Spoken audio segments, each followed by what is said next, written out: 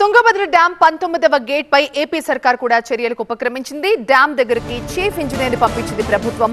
నష్ట నివారణ చర్యల్లో భాగంగా డ్యాం ని పరిశీలిస్తున్నారు అక్కడికి వచ్చిన అధికారులు. ఈ నెల 16 లోపు గేట్ రిపేర్ చేసేందుకు తుంగభద్ర బోర్డు కసరత్తు చేస్తోంది. తుంగభద్ర డ్యాం ని ఏపీ ఇంజనీర్ల బృందం కూడా పరిశీలించింది.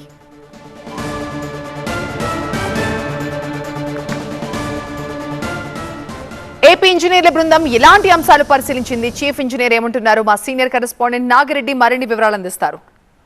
తుంగభద్ర డ్యాం 19వ గేటు తెగిపోవడంతో అధికారులంతా నష్ట నివారణ చర్యలు చేపట్టారు. ఇప్పటికే డ్యాం సేఫ్టీ ఆఫీసర్స్, ఇతర టెక్నికల్ ఎక్స్పర్ట్స్ అందరూ కూడా ఇక్కడికి చేరుకొని పరిశీలిస్తున్నారు.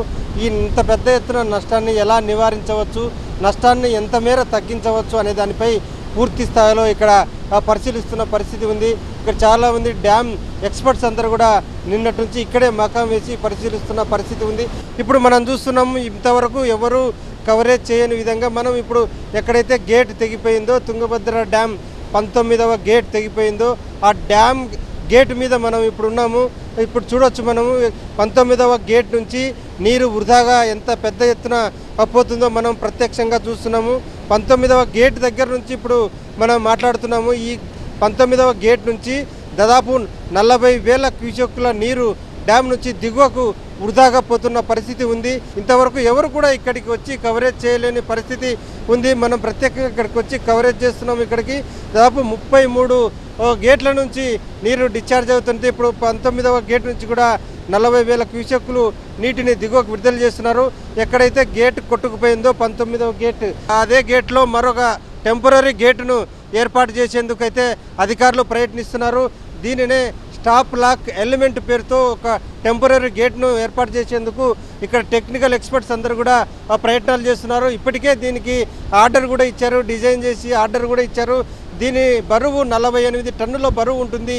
ఈ ప్రెజర్లో అంత బరువు ఉన్న గేటును, తర్వాత టెంపరీ గేట్ను ఇక్కడ దించేందుకు, నీటి వృధాను అరికట్టేందుకు ప్రయత్నాలు చేస్తున్నారు. మరో 2 రోజుల్లోనే ఈ స్టాప్ లాక్ ఎలిమెంట్ను అమర్చేందుకు ప్రయత్నాలు అయితే జరుగుతున్నాయి.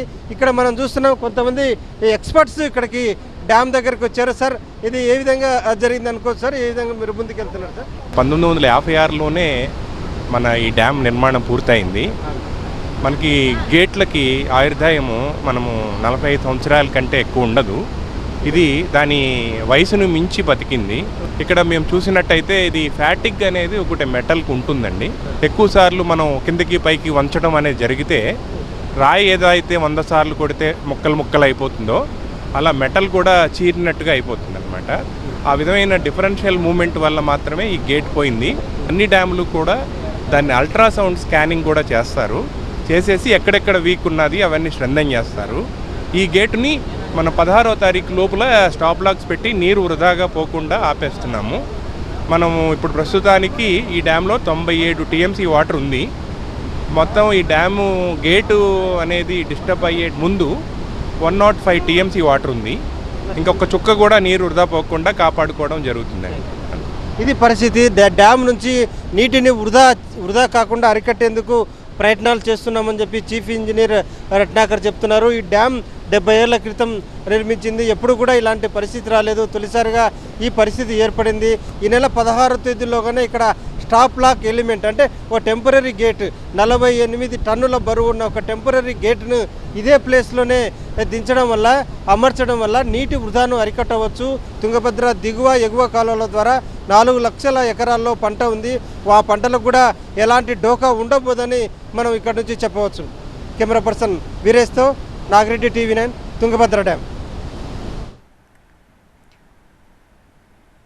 డ్యాం దగ్గరకు చీఫ్ ఇంజనీర్ ని పంపించింది ఏపీ ప్రభుత్వం. నష్ట నివారణ చర్యల్లో భాగంగా డ్యాం ని పరిశీలిస్తున్నారు నిపుణుల బృందం. ఈ నెల 16 లోపు గేట్ రిపేర్ చేసేందుకు తుంగభద్ర బోర్డు ఇప్పటికే కసరత్తు కూడా చేస్తోంది.